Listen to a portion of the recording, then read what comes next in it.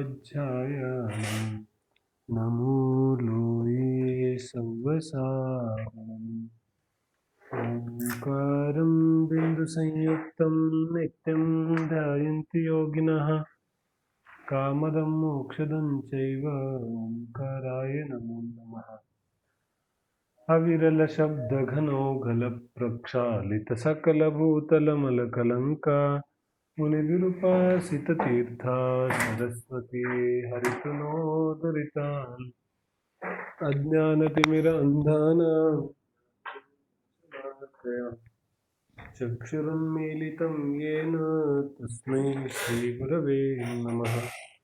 मङ्गलं भगवान् वीरो मङ्गलं गौतमो गणे मङ्गलं कुन्दकुन्दार्यो जैनधर्मोऽस्तमङ्गलम् सर्वमङ्गलमाङ्गल्यं सर्वकल्याणकारकं प्रधानं सर्वधर्माणां जैनं जयतु शासनम्। श्रीमत्परमगम्भीरं स्याद्वादामोघलाञ्छनं जीयात्रैलोक्यनाथस्य शासनं जिनशासनम्। ಜಿನವಾಣಿಯ ಸ್ವಾಧ್ಯಾಯದ ಕ್ರಮದಲ್ಲಿ ನಮ್ಮ ದೈನಂದಿನ ಸ್ವಾಧ್ಯಾಯ ದ್ರವ್ಯಗಳ ಆಧಾರವಾಗಿ ನಡೀತಾ ಇದೆ. ಇಲ್ಲಿವರೆಗೆ ನಾವು 6 ದ್ರವ್ಯಗಳ ಸ್ವರೂಪವನ್ನು 6 ದ್ರವ್ಯಗಳ ಪರಿಭಾಷೆಯ ಮೂಲಕ ಅವುಗಳ ಸ್ವರೂಪವನ್ನು ತಿಳಿದು ಆ ನಂತರ 6 ದ್ರವ್ಯಗಳನ್ನು ತಿಳಿಯೋದರಿಂದ ಯಾವೆಲ್ಲ ಪ್ರಯೋಜನಗಳು ಸಿದ್ಧ ಆಗುತ್ತೆ ಅನ್ನೋದನ್ನು ನಾವು ನೋಡ್ತಾ ಇದ್ದೇವೆ. ಹಾಗೆ ನೋಡಿದ್ರೆ ಸಂಪೂರ್ಣ ಜಿನವಾಣಿಯ ಸಂಪೂರ್ಣ ಜಿನಾಗಮದ ಸಾರವೇ ಈ 6 ದ್ರವ್ಯಗಳ ಸ್ವರೂಪ ಇದೆ. ಈ 6 ದ್ರವ್ಯಗಳ ಯಾವ ಸ್ವರೂಪ ಇದೆ, ಈ 6 ದ್ರವ್ಯಗಳ ಸ್ವರೂಪಾತ್ಮಕವೇ ಇಡೀ ಸಂಸಾರ ಇದೆ, ಇಡೀ ವಿಶ್ವ ಇದೆ. ಹಾಗಾಗಿ ಈ ವಿಶ್ವದ ಸ್ವರೂಪವನ್ನು ತಿಳಿಬೇಕಾದ್ರೆ ಈ 6 ದ್ರವ್ಯಗಳನ್ನು ತಿಳಿಯೋದು ಬಹಳ ಅವಶ್ಯಕ ಇದೆ. ಸಾಮಾನ್ಯವಾಗಿ ನಮಗೆ ಯಾವ ಜಿನವಾಣಿ ಜಿನಧರ್ಮದ ಜಿನೇಂದ್ರ ದೇವನ ವಾಣಿ ಇದೆ, ಉಪದೇಶ ಇದೆ, ಅದರಲ್ಲಿ ಸ್ವಲ್ಪ ಶ್ರದ್ಧೆ ಆಗುತ್ತೆ, ಸ್ವಲ್ಪ ಸಂದೇಹಗಳಾಗುತ್ತೆ, ಈ ರೀತಿಯಾದ ಅವಸ್ಥೆ ಇರುತ್ತೆ. ಯಾರಿಗೆ 6 ದ್ರವ್ಯಗಳ ಸ್ವರೂಪ ಸರಿಯಾಗಿ ಅರ್ಥ ಆಗೋದಿಲ್ಲ, ಅಂತಹ ಜೀವಕ್ಕೆ ಜಿನವಾಣಿಯ ವಚನಗಳಲ್ಲಿ ಸಂದೇಹಗಳು ಇದ್ದೇ ಇರುತ್ತೆ. ಆದರೆ ವಿಚಾರಗಳಲ್ಲಿ ಸ್ಪಷ್ಟತೆ ಯಾವಾಗ ಬರುತ್ತೆ, ಯಾವಾಗ ಈ 6 ದ್ರವ್ಯಗಳ ಸ್ವರೂಪವನ್ನು ತಿಳಿತೇವೆ. 6 ದ್ರವ್ಯಗಳ ಸ್ವರೂಪ ತಿಳಿದೇ ಹೋದರೆ ವಿಚಾರಗಳಲ್ಲಿ ಸ್ಪಷ್ಟತೆ ಬರಲಿಕ್ಕೆ ಸಾಧ್ಯ ಇಲ್ಲ. ಹಾಗಾದರೆ 6 ದ್ರವ್ಯಗಳು ಏನು ಹೇಳ್ತಾ ಇದೆ? 6 ದ್ರವ್ಯಗಳು ಸಂಪೂರ್ಣ ವಿಶ್ವದ ಸ್ವರೂಪವನ್ನು ತಿಳಿಸ್ತಾ ಇದೆ.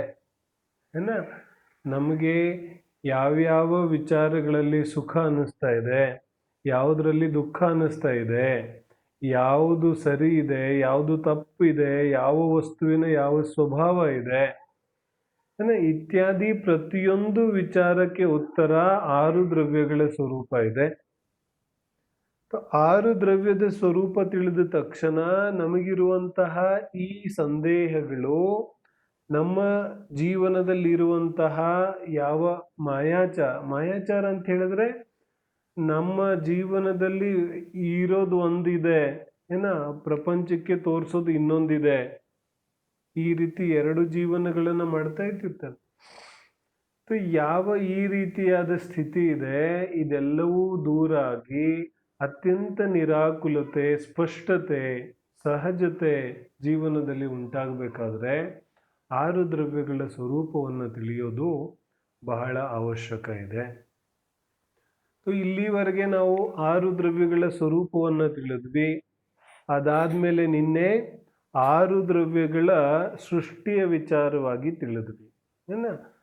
6 ದ್ರವ್ಯ ಮತ್ತು 6 ದ್ರವ್ಯಗಳ ಯಾವ ಅವಸ್ಥೆ ಇದೆ, ಯಾವ ಅಸ್ತಿತ್ವ ಇದೆ, ಅದು ಅನಾದಿ ಅನಂತ ಇದೆ. ಹಾಗಾಗಿ ವಿಶ್ವದಲ್ಲಿನ ಪ್ರತಿಯೊಂದು ವಸ್ತು ಅನಾದಿ ಅನಂತ ಇದೆ. ಹಾಗಾಗಿ ಜೀವ ಹೊಸದನ್ಯಾವುದನ್ನು ಸೃಷ್ಟಿ ಮಾಡಲಿಕ್ಕೆ ಸಾಧ್ಯ ಇಲ್ಲ. ಹಾಗಾಗಿ ನನಗೇನಿದು ಪುನಃ ಪುನಃ ಅಹಂಕಾರ ಆಗುತ್ತಾ ಇರುತ್ತಲ್ಲ, ನಾನು ಹಂಗೆ ಮಾಡಿದೆ, ನಾನು ಹಿಂಗೆ ಮಾಡಿದೆ, ನಾನು ಅದನ್ನ ಕಟ್ಟಿದೆ, ನಾನು ಇದನ್ನ ಕಟ್ಟಿದೆ, ನಾನು ಅಷ್ಟು ಸಂಪಾದನೆ ಮಾಡಿದೆ, ನಾನು ಅವನಿಗೆ ಕಲಿಸ್ದೆ, ನಾನು ಅವ್ರನ್ನ ನೋಡ್ಕೊಂಡೆ, ಮಕ್ಕಳನ್ನ ಬೆಳೆಸ್ದೆ, ಇತ್ಯಾದಿ ಇತ್ಯಾದಿ ಅನೇಕ ರೀತಿಯಾದ ಯಾವ ಅಹಂಕಾರಗಳಿದೆ. ಅದ್ರ ಮೇಲಾಗಿ ನನಗೆ ನನ್ನ ಶರೀರದ ಮೇಲೆ ಅಹಂಕಾರ ಇರುತ್ತೆ. ನಾನು ಈ ಶರೀರವನ್ನ ಮೇಂಟೈನ್ ಮಾಡ್ತಾ ಇದ್ದೀನಿ, ಅಚ್ಚುಕಟ್ಟಾಗಿ ಮೇಂಟೈನ್ ಮಾಡ್ತೀನಿ, ಎಕ್ಸಸೈಸ್ ಮಾಡ್ತೀನಿ, ಅದು ಮಾಡ್ತೀನಿ, ಇದು ಮಾಡ್ತೀನಿ ಇತ್ಯಾದಿ. ಇದೆಲ್ಲ ಯಾವ ಅಹಂಕಾರಗಳಾಗುತ್ತಾ ಇದೆ, ಈ ಎಲ್ಲ ಅಹಂಕಾರಗಳು ದೂರ ಆಗಬೇಕಾದ್ರೆ, ನಮ್ಮ ಜೀವನ ಅತ್ಯಂತ ಸಹಜ, ಸಾತ್ವಿಕ, ಸ್ವಾಭಾವಿಕವಾದ ಜೀವನ ಆಗಬೇಕಾದ್ರೆ ದ್ರವ್ಯಗಳ ಸ್ವರೂಪ ಅರ್ಥ ಆಗಬೇಕಿದೆ. ಆದ್ರೆ ಅನಾದಿ ಕಾಲದಿಂದ ನಮ್ಮ ಜೀವನ ಮೋಸದಲ್ಲೇ ಕಳೆದು ಹೋಗ್ತಾ ಇದೆ, ಅಜ್ಞಾನದಲ್ಲೇ ಕಳೆದು ಹೋಗ್ತಾ ಇದೆ. ಏನ್ ಹೇಳ್ತಾರೆ, ಕತ್ತಲೆಯಲ್ಲೇ ಕಳೆದು ಹೋಗ್ತಾ ಇದೆ. ಇಷ್ಟು ದಿನ ನಮಗ್ ಗೊತ್ತೇ ಇಲ್ಲ. ನಮಗ್ ಅನ್ಸುತ್ತಲ್ಲ ಸುಮಾರು ದಿನ ಚಿಕ್ಕ ವಿಚಾರ ಇರುತ್ತೆ, ಆ ಚಿಕ್ಕ ವಿಚಾರ ಗೊತ್ತಿಲ್ಲದೆ ಇರೋದಕ್ಕೆ ನಾನು ಎಷ್ಟೆಲ್ಲಾ ದುಃಖ ಪಡ್ತಾ ಇರ್ತೇನೆ. 10 ವರ್ಷ 15 ವರ್ಷ ಶರೀರದಲ್ಲಿ ಯಾವುದೋ ಒಂದು ಸಮಸ್ಯೆ ಇದೆ, ಮತ್ತು ಅದಕ್ಕೆ 10 ವರ್ಷದಿಂದ ಉಪಚಾರ ಮಾಡ್ತೇನೆ ಇದ್ದೇನೆ. ಆದ್ರೆ ಅದ್ರ ಮೂಲ ಕಾರಣನೇ ಗೊತ್ತಿಲ್ಲ, ನನಗೆ ತುಂಬಾ ಚಿಕ್ಕದಿದೆ. ಮತ್ತು 10 ವರ್ಷ 15 ವರ್ಷ ಆದ್ಮೇಲೆ ಗೊತ್ತಾಗುತ್ತೆ ನನಗೆ ಇದು ಕಾರಣ ಇದೆ ಅಂತ. ಅದು ಮಾಡಿದ ತಕ್ಷಣ ರೋಗ ದೂರ ಆಗುತ್ತೆ. ಹಾಗಾದ್ರೆ ಅವಾಗೇನಂತೀನಿ ನಾನು, ಅಯ್ಯೋ ನಾನು ಇಷ್ಟು ವರ್ಷಗಳಿಂದ ಕತ್ಲೆಯಲ್ಲೇ ಇದ್ದನಲ್ಲಪ್ಪ, ಇಷ್ಟು ವರ್ಷದಿಂದ ಮೋಸ ಹೋಗ್ತಿದ್ನಲ್ಲ ಡಾಕ್ಟರ್ ಹತ್ರ ಹೋಗಿ. ಹಾಗೆ ನಿಜವಾಗಿ ಅನಾದಿ ಕಾಲದಿಂದ ಅಜ್ಞಾನಿ ಮೋಸ ಹೋಗ್ತಾ ಇದ್ದಾನೆ. ಅನಾದಿ ಕಾಲದಿಂದ ಯಾವ ದ್ರವ್ಯಗಳ ಸ್ವರೂಪ ಇದೆ ಅದನ್ನು ತಿಳಿದೆ, ವಿಪರೀತವಾಗಿ ತಿಳಿದು ವಿಪರೀತವಾಗಿ ಶ್ರದ್ಧೆ ಮಾಡಿ ತನ್ನಿಂದ ತಾನೇ ತನ್ನಲ್ಲಿಯೇ ದುಃಖವನ್ನ ಉತ್ಪನ್ನ ಮಾಡಿ ತಾನೇ ದುಃಖವನ್ನ ಅನುಭವಿಸ್ತಾ ಇದ್ದಾನೆ. ಹಾಗಾದ್ರೆ ಏನ್ ತಿಳಿಯೋದಿದೆ? ಇವುಗಳ ಸರಿಯಾದ ಸ್ವರೂಪವನ್ನ ತಿಳಿಯೋದಿದೆ. ಯಾಕಂದ್ರೆ ಈ 6 ದ್ರವ್ಯಗಳನ್ನ ಬಿಟ್ಟು ಪ್ರಪಂಚದಲ್ಲಿ ಏನೂ ಇಲ್ಲ. ಎಲ್ಲ ನಾನು ಪ್ರಪಂಚದ ಬಗ್ಗೆ ನಿರ್ಣಯ ಮಾಡಬೇಕಾದ್ರೆ ಇಡೀ ಪ್ರಪಂಚವನ್ನ ಸುತ್ತಾಡ್ಬೇಕಿಲ್ಲ. ಏನ್ ಹೇಳ್ತಾರೆ ತತ್ವಾರ್ಥ ಸೂತ್ರದಲ್ಲಿ ಸೂತ್ರ ಬಂತಲ್ಲ, ಜಗತ್ ಕಾಯ ಸ್ವಭಾವವು ಸಂವೇಗ ವೈರಾಗ್ಯಾರ್ಥಂ. ಜಗತ್ ಕಾಯ ಸ್ವಭಾವವು ಈ ಜಗತ್ ಸ್ವಭಾವವನ್ನ ತಿಳಿಬೇಕಾದ್ರೆ, ಪ್ರಪಂಚದ ಸ್ವಭಾವವನ್ನ ತಿಳಿಬೇಕಾದ್ರೆ ಎಲ್ಲ ಪ್ರಪಂಚ ಸುತ್ತಾಡ್ಬೇಕಲ್ಲ. ನೈ ನೈ ನೈ ಪ್ರಪಂಚ ಸುತ್ತಾಡೋ ಅವಶ್ಯಕತೆ ಇಲ್ಲ ನಿನಗೆ. ಏನ್ ಹೇಳ್ತಾರೆ ಮೋಕ್ಷ ಮಾರ್ಗ ಪ್ರಕಾಶಕದಲ್ಲೂ ಈ ತರ ಪ್ರಶ್ನೆಯನ್ನ ಉತ್ಪನ್ನ ಮಾಡ್ತಾರೆ. ಈ ದ್ರವ್ಯಗಳ ಅನಂತ ಇದೆ, ತತ್ವಗಳ ಅನಂತ ಇದೆ, ಮತ್ತು ಅನಂತ ತತ್ವಗಳನ್ನ ತಿಳಿಯುವಂತಹ ಶಕ್ತಿ ಕ್ಷಯೋಕ್ಷಮಿಕ ಜ್ಞಾನದಲ್ಲಿ ಇಲ್ಲ, ಛದ್ಮಸ್ತ ಜೀವಿಗಿಲ್ಲ. ಹಾಗಾದ್ರೆ ಇವನಿಗೆ ಸಮ್ಯಕ್ ದರ್ಶನ ಹೆಂಗಾಗುತ್ತೆ? ಹೇಳ್ತಾರೆ ಸಮ್ಯಕ್ ದರ್ಶನ ಆಗ್ಲಿಕ್ಕೆ, ಸುಖ ಉತ್ಪನ್ನ ಆಗ್ಲಿಕ್ಕೆ ಅನಂತ ದ್ರವ್ಯಗಳನ್ನ ತಿಳಿಯೋದು ಬೇಕಾಗಿಲ್ಲ, ಸಂಪೂರ್ಣ ವಿಶ್ವವನ್ನ ಸುತ್ತಾಡೋದು ಬೇಕಾಗಿಲ್ಲ. ಮತ್ತೇನ್ ಮಾಡ್ಬೇಕಿದೆ? ನಮ್ಮ ಸೌಲಭ್ಯಕ್ಕಾಗಿ ಏನ್ ಮಾಡಿದ್ದಾರೆ ಆಚಾರ್ಯರು? ದ್ರವ್ಯಗಳ 6 ಜಾತಿಯನ್ನ ಕೊಟ್ಟಿದ್ದಾರೆ. ಕ್ಯಾಟಗರಿ ಮಾಡಿರೋದ್ರಿಂದ ನಮಗೆ ಎಲ್ಲಾ ಪ್ರಪಂಚ ಸುತ್ತೋದು ಬೇಕಾಗಿಲ್ಲ. ಏನ್ ಮಾಡ್ಬಿಟ್ರು? 6 ವಿಭಾಗವನ್ನ ಮಾಡಿದ್ರು. ಇನ್ನು 6 ವಿಭಾಗದಲ್ಲಿ ಎಷ್ಟೆಲ್ಲ ಇದೆಯಲ್ಲ ಅದೆಲ್ಲ ಒಂದೇ ರೀತಿಯಾಗಿದೆ. ಹಾಗಾಗಿ ಅವುಗಳನ್ನೆಲ್ಲ ಒಂದೊಂದೊಂದೊಂದೊಂದೊಂದೊಂದೊಂದು ತೆಗಿಯೋದು ಬೇಕಾಗಿಲ್ಲ. ಒಂದು ಕ್ಯಾಟಗರಿಯನ್ನ ನಾನು ಅರ್ಥ ಮಾಡ್ಕೊಂಡ್ರೆ ಅನಂತ ದ್ರವ್ಯಗಳ ಅರ್ಥ ಆಗುತ್ತೆ. ಹಾಗಾಗಿ ಪ್ರಪಂಚದ ಸ್ವರೂಪವನ್ನ, ಇಡೀ ಸಂಸಾರದ ಸ್ವರೂಪವನ್ನ ಅರ್ಥ ಮಾಡ್ಕೋಬೇಕಾದ್ರೆ ಸಂಸಾರವನ್ನೆಲ್ಲ ಸುತ್ತಬೇಕಾಗಿಲ್ಲ. ಹಾಗೆ ನೋಡಿದ್ರೆ ಅನಾದಿ ಕಾಲದಿಂದ ಪರಿಭ್ರಮಣೆ ಮಾಡ್ತಿದ್ದಾನೆ ಏನ. ಪರಿಭ್ರಮಣೆ ಮಾಡ್ತಾ ಇದ್ದಾನೆ, ಆದ್ರೂ ಕೂಡ ಇವನಿಗೆ ಅದರ ಯಾವ ಅನುಭವ ಇದೆ, ಅನುಭೂತಿ ಇದೆ, ಅದನ್ನ ಮರ್ತು ಬಿಡ್ತಾನೆ ಏನ. ಪರ್ಯಾಯದ ಸ್ವಭಾವನೇ ಹೀಗಿದೆ. ಹಿಂದಿನ ಕಾಲದ ಯಾವ ದುಃಖ ಇದೆ ಅದು ಈಗ ಜ್ಞಾಪಕ ಇಲ್ಲ ಇವನಿಗೆ. ಹಿಂದಿನ ಕಾಲದಲ್ಲಿ ನಾನು ನರಕದಲ್ಲಿದ್ನೋ, ನಿಗೋಧದಲ್ಲಿದ್ನೋ, ತಿರ್ಯಂಚದಲ್ಲಿದ್ನೋ, ನಾನು ಹೀಗಂದ ತಕ್ಷಣ ತುಂಬಾ ಜನಕ್ಕೆ ಬೇಜಾರಾಗಿರ್ಬೋದು. ಆದ್ರೆ ಸತ್ಯ ಇದೆ ತಾನೇ, ನಾನು ಯಾವ ಗತಿಯಲ್ಲಿದ್ದೆ ಅಂತ ನನಗೆ ಗೊತ್ತಿಲ್ಲ. ಅದರ ಭೂತಕಾಲದಲ್ಲಂತೂ ನಿಗೋಧದಲ್ಲಿ ಖಂಡಿತವಾಗಿ ಇದ್ದೇ ತಾನೇ. ನಿಯಮದಿಂದ ನಾವೆಲ್ಲರೂ ನಿಗೋಧದಿಂದ ಬಂದಿದ್ದೇವೆ ತಾನೇ. ಹಾಗಾದ್ರೆ ಅಲ್ಲಿನ ಯಾವ ದುಃಖ ಇದೆ ಅದನ್ನ ನಾನು ಮರ್ತು ಬಿಟ್ಟಿದ್ದೇನೆ. ಅಚ್ಚ ಠೀಕೆ, ಈಗ ಆ ಹಿಂದಿನ ದುಃಖ ಅಂತೂ ಮರ್ತು ಬಿಟ್ಟಿದ್ದೇನೆ, ನೆನಪಿಲ್ಲ ನನಗೆ. ಆದ್ರೆ ಈ ಭವದಲ್ಲಿ ಜನ್ಮದಿಂದ ಇಲ್ಲಿವರೆಗೆ ಯಾವೆಲ್ಲ ದುಃಖವನ್ನ ಅನುಭವಿಸಿದ್ದೇನೆ ಅದು ಕೂಡ ಜ್ಞಾಪಕ ಇರೋದಿಲ್ಲ ನನಗೆ. ಅದ್ಯಾವುದಾದ್ರೂ ದುಃಖಗಳು ನನಗೆ ಜ್ಞಾಪಕ ಇದೆಯೇನು? ಜನ್ಮದಿಂದ ಇಲ್ಲಿವರೆಗೆ ನಾವೆಲ್ಲ ಬಹಳ ದುಃಖಗಳನ್ನು ಅನುಭವಿಸಿದ್ದೇವೆ, ನಮಗೆಲ್ಲ ಗೊತ್ತಿರುತ್ತೆ. ಆದ್ರೆ ದುಃಖ ಅನುಭವಿಸುವಾಗ ದುಃಖ ಅನ್ಸುತ್ತೆ, ಆಮೇಲೆ ಮರ್ತೋಗ್ಬಿಟ್ಟು ಪುನಃ ಅದನ್ನೇ ಮಾಡ್ತಾನೆ. ವಿಚಾರ ಮಾಡೋದಿದೆ. ನಾವು ನಮ್ಮ ಅನುಭೂತಿಯಿಂದ ನಾವು ಅರ್ಥ ಮಾಡಿಕೊಂಡು ನಮ್ಮ ಅನುಭೂತಿಯಿಂದ ನಾವು ತಿಳಿದೇ ಹೋದ್ರೆ ಶುದ್ಧಿ ಆಗ್ಲಿಕ್ಕೆ ಹೇಗೆ ಸಾಧ್ಯ ಇದೆ? ತೊಡ್ರಮಲ್ಜಿ ಏನ್ ಹೇಳ್ತಾರೆ, ಧರ್ಮ ಪರಂಪರೆ ಅಲ್ಲ, ನಾನು ಪರಂಪರೆಯಿಂದ ಅದನ್ನ ಶುದ್ಧಿ ಮಾಡಲಿಕ್ಕೆ. ಧರ್ಮ ಸ್ವಪರೀಕ್ಷೆಯಿಂದ ಸಾಧಿಸುವಂತಹ ವಸ್ತು ಇದೆ, ಸ್ವಪರೀಕ್ಷಿತ ಸಾಧನೆ ಇದೆ ಧರ್ಮ. ಅಂದ್ರೆ ನಾನು ನನ್ನಿಂದ ಪರೀಕ್ಷೆ ಮಾಡಿ ಸ್ವೀಕಾರ ಮಾಡುವಂತಹ ತತ್ವ ಇದೆ. ಹಾಗಾದ್ರೆ ಹೇಗೆ ಮಾಡೋದು? ಹೇಳ್ತಿದಾರಲ್ಲ, ಯಾವ ದುಃಖದ ಅನುಭೂತಿ ನಿನಗೆ ಆಗ್ತಾ ಇದೆ ಅದನ್ನ ನಾನು ಯಾಕೆ ಮರಿತಾ ಇದ್ದೇನೆ? ನಾನು ಶುದ್ಧಿ ಮಾಡಬೇಕಿದೆಯಲ್ಲ. ಜನ್ಮದಿಂದ ಇಲ್ಲಿವರೆಗೆ ಯಾವ ದುಃಖಗಳಾಗುತ್ತಾ ಇದೆ, ಆಗಿದೆ ತಾನೇ ಎಲ್ಲರಿಗೂ, ಆದ್ರೆ ಮರ್ತು ಹೋಗ್ಬಿಟ್ಟಿದೆ. ಅಥವಾ ನಾನು ಸುಖಕ್ಕೋಸ್ಕರ ಯಾವೆಲ್ಲ ಪ್ರಯತ್ನಗಳನ್ನ ಮಾಡಿದ್ದೇನೆ, ಆ ಪ್ರಯತ್ನಗಳಲ್ಲಿ ಯಾವುದಾದ್ರೂ ಒಂದು ಪ್ರಯತ್ನದಿಂದ ನನಗೆ ಅಲ್ಟಿಮೇಟ್ ಯಶಸ್ಸು ಸಿಕ್ಕಿದೆಯೇನು? ಸಿಕ್ಕಿಲ್ಲ, ಆದ್ರೂ ಮಾಡ್ತಾ ಇದ್ದೇನೆ. ಹಾಗಾದ್ರೆ ಇದು ಏನು ತೋರಿಸ್ತಾ ಇದೆ? ಜೀವ ದ್ರವ್ಯದ ಸ್ವಭಾವ ಮತ್ತು ಪುದ್ಗಲ ದ್ರವ್ಯದ ಸ್ವಭಾವ ಎರಡನ್ನು ನಾವು ತಿಳ್ಕೊಂಡಿದ್ದೇವೆ.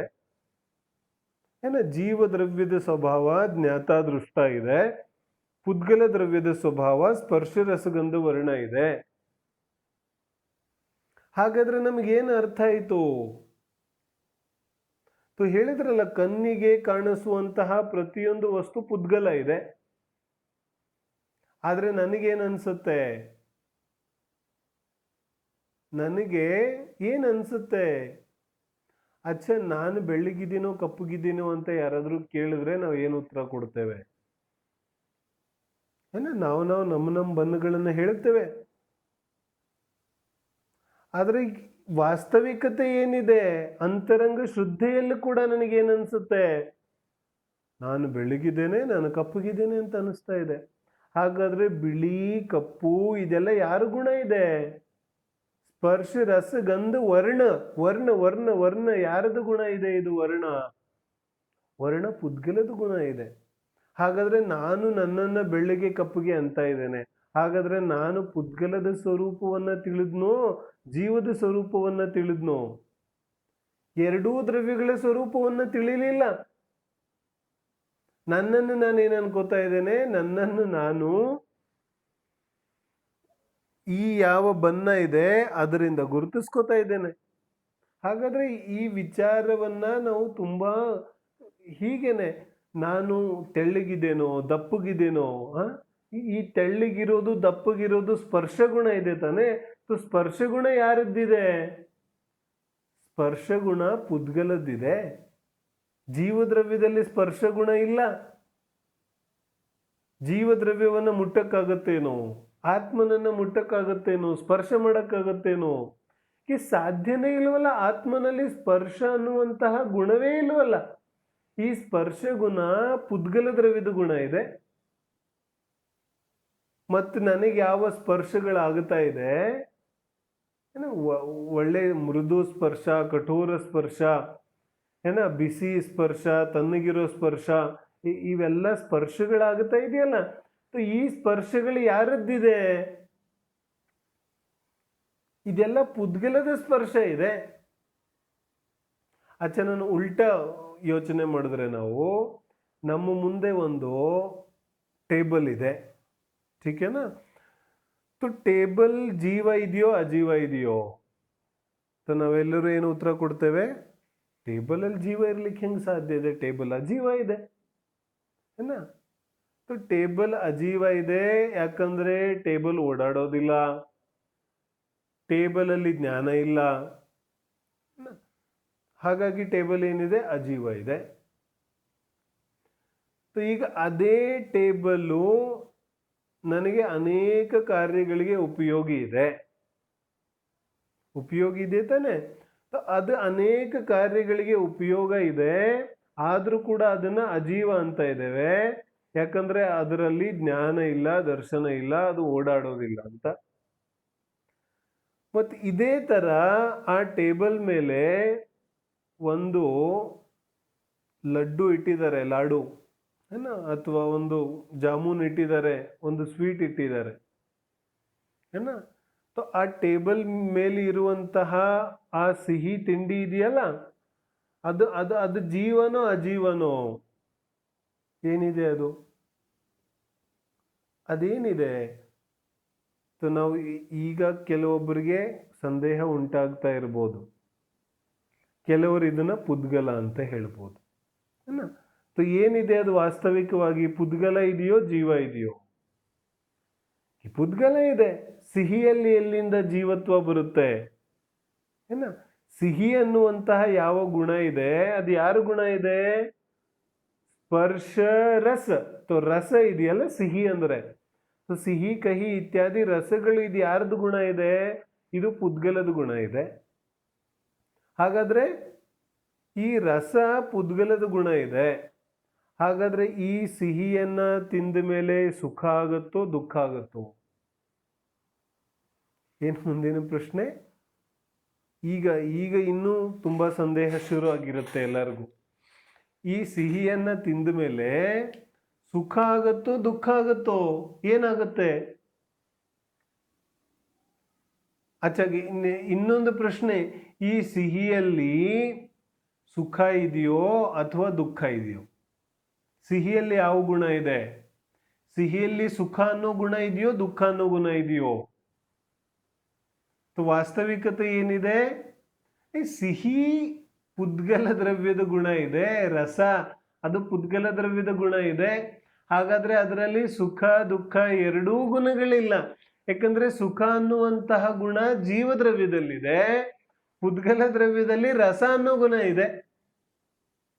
ಅರ್ಥ ಆಗುತ್ತಾ ಇದೆ ಅಂತ ನಾನು ಅನ್ಕೋತೇನೆ. ಪುದ್ಗಲ ದ್ರವ್ಯದಲ್ಲಿ ರಸ ಅನ್ನುವಂತಹ ಗುಣ ಇದೆ, ಆದ್ರೆ ಸುಖ ಅನ್ನುವಂತಹ ಗುಣ ಇಲ್ಲ, ದುಃಖ ಅನ್ನುವಂತಹ ಗುಣ ಕೂಡ ಇಲ್ಲ. ಮತ್ತು ಸುಖ ದುಃಖ ಯಾರಲ್ಲಿದೆ? ಸುಖ ದುಃಖ ಜೀವ ದ್ರವ್ಯದಲ್ಲಿದೆ. ಹಾಗಾದ್ರೆ ವಾಸ್ತವಿಕವಾಗಿ ಸಿಹಿಯನ್ನ ತಿಂದಾಗ ಜೀವಕ್ಕೆ ಸುಖನೂ ಆಗೋದಿಲ್ಲ, ದುಃಖನೂ ಆಗೋದಿಲ್ಲ. ಯಾಕಂದ್ರೆ ಪುದ್ಗಲಕ್ಕೂ ಜೀವಕ್ಕೂ ಸಂಬಂಧನೇ ಇಲ್ವಲ್ಲ. ಜೀವ द्रव्य भिन्न इदाने, पुद्गल द्रव्य भिन्न ಇದೆ. तो जब दोनों द्रव्य अलग अलग भिन्न भिन्न है, तो एक के कारण दूसरे को सुख दुख नहीं हो सकता, एक के कारण दूसरा परिणमन नहीं कर सकता. ಅರ್ಥ ಆಗ್ತಿದೆ? ಒಬ್ಬನ ಕಾರಣದಿಂದ ಇನ್ನೊಂದು ದ್ರವ್ಯ ಬದಲಾಗೋದಿಲ್ಲ, ಅಥವಾ ಇನ್ನೊಂದು ಕಾರಣದಿಂದ ಇನ್ನೊಂದು ದ್ರವ್ಯ ಬದಲಾಗೋದಿಲ್ಲ, ಅಥವಾ ಒಂದು ದ್ರವ್ಯದಿಂದ ಪುದ್ಗಲ ದ್ರವ್ಯದಿಂದ ಜೀವ ದ್ರವ್ಯದಲ್ಲಿ ಸುಖ ದುಃಖ ಉತ್ಪನ್ನ ಆಗೋದಿಲ್ಲ. ಎರಡು ಭಿನ್ನ ಭಿನ್ನ ದ್ರವ್ಯಗಳಿದೆ. ಇದು 6 ದ್ರವ್ಯಗಳ ಯಾವ ಸ್ವರೂಪ ಇದೆ ಅದನ್ನ ತಿಳಿಯೋದ್ರಿಂದ ನಮ್ಮ ಜೀವನದಲ್ಲಿ ಆಗಬೇಕಾದಂತಹ ಅದ್ಭುತವಾದ ಪರಿವರ್ತನೆ ಇದೆ. ಇದರ ಬಗ್ಗೆ ನಾವು ಮಾತಾಡ್ತಾ ಇದ್ದೇವೆ. ಆ ಯಾವ ಸಿಹಿ ವಸ್ತು ಇದೆ ಅದು ಸುಖ ದುಃಖ ಎರಡೂ ಅದರಲ್ಲಿಲ್ಲ. ಆದ್ರೆ ಅನಾದಿ ಕಾಲದಿಂದ ಅನಾದಿ ಕಾಲ ಮರೆತು ಬಿಟ್ರು ಈ ಜನ್ಮದಿಂದ ಇಲ್ಲಿವರೆಗೆ ನಾನು ಅಂಧಕಾರದಲ್ಲೇ ಇದ್ದೇನೆ, ಕತ್ತಲಲ್ಲೇ ಇದ್ದೇನೆ. ನನಗೇನ್ ಅನಿಸ್ತಾ ಇದೆ? ಸಿಹಿಯಲ್ಲಿ ಸುಖ ಇದೆ. ಮೋಸ ಹೋಗುತ್ತಾ ಇದ್ದೇನೆ. ಎಷ್ಟು ಕಾಲದಿಂದ ಮೋಸ ಹೋಗುತ್ತಾ ಇದ್ದೇನೆ? ವಿಚಾರ ಕರೋ, ಎಷ್ಟು ಕಾಲದಿಂದ ಮೋಸ ಹೋಗುತ್ತಾ ಇದ್ದೀನಿ ನಾನು. ಯಾವ ಆ ಮೃದುವಾದ ಸ್ಪರ್ಶ ಇದೆ, ಕೋಮಲ್ ಸ್ಪರ್ಶ, तो वो कोमल स्पर्श किसका है भाई? किसका है और उसमें सुख है या दुख है? ಏನ್ ಹೇಳ್ತಾರೆ? ಕೋಮಲವಾದ ಯಾವ ಸ್ಪರ್ಶ ಇದೆ ಅದರಲ್ಲಿ ಸುಖ ಇದೆ ಅಂತ ಯಾರು ಹೇಳಿದ್ರು? ಯಾವ ಕೋಮಲ ಅನ್ನುವಂತಹ ಸ್ಪರ್ಶ ಇದೆ, ಇದು ಯಾರ ಗುಣ ಇದೆ? ಇದು ಪುದ್ಗಲ ದ್ರವ್ಯದ ಗುಣ ಇದೆ. ಮತ್ತು ಆ ಪುದ್ಗಲ ದ್ರವ್ಯದಲ್ಲಿ ಸುಖ ಅನ್ನುವಂತಹ ಗುಣನೇ ಇಲ್ಲ. ಹಾಗಾದ್ರೆ ಕೋಮಲ ಸ್ಪರ್ಶದಿಂದ ಸುಖ ಉತ್ಪನ್ನ ಆಗುತ್ತೇನೋ? ಜಬ್ ವಹಾ ಪರ್ ಹೇ ಹಿ ನಹೀ ತೋ ಕಹಾಂ ಸೆ ಮಿಲೇಗಾ? ಆ ಯಾವ ಪುದ್ಗಲ ಇದೆ ಅದರಲ್ಲಿ ಸುಖ ಗುಣ ಇಲ್ಲ. ಹಾಗಾದ್ರೆ ಕೋಮಲದಿಂದ ಸುಖ ಎಲ್ಲಿಂದ ಉತ್ಪನ್ನ ಆಗುತ್ತೆ? ಇದರ ಅರ್ಥ ನಾನು ದೊಡ್ಡ ಕತ್ತಲೆಯಲ್ಲಿದ್ದೇನೆ, ಬಹಳ ದೊಡ್ಡ ಕತ್ತಲೆಯಲ್ಲಿದ್ದೇನೆ. ನನಗೆ ಅರ್ಥನೇ ಆಗುತ್ತಾ ಇಲ್ಲ ಕಿ ನಿಜವಾಗ್ಲೂ ಇದರಲ್ಲಿ ಸುಖ ಗುಣನೇ ಇಲ್ಲ. ಅರ್ಥ ಪ್ರಾಪರ್ಟಿ ಯಾರದ್ದು?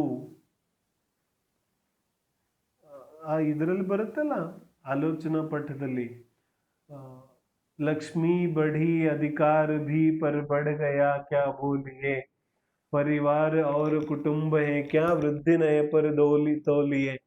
है ना? ಏನ್ ಹೇಳ್ತಿದ್ದಾರೆ? ಧನ ಲಕ್ಷ್ಮಿ ಬಢಿ ಅಧಿಕಾರ ಭಿ. ಏನ್ ಹೇಳ್ತಾರೆ? ಲಕ್ಷ್ಮಿ ಬಡ್ಗೈ. ಲಕ್ಷ್ಮಿ ಅಂದ್ರೆ ಹಣ, ಸಂಪತ್ತು. ಈ ಹಣ ಇದೆಯಲ್ಲ ಕರೆನ್ಸಿ, ಈ ಕರೆನ್ಸಿ ಜೀವದ್ರವ್ಯನೋ ಪುದ್ಗಲ ದ್ರವ್ಯನೋ? ಏನ್ ಹೇಳ್ತಾರೆ? ಈ ಕರೆನ್ಸಿ ಇದೆಯಲ್ಲ ಹಣ, ಇದು ಜೀವದ್ರವ್ಯನೋ ಪುದ್ಗಲ ದ್ರವ್ಯನೋ? ಪುದ್ಗಲ ದ್ರವ್ಯ ಇದೆ.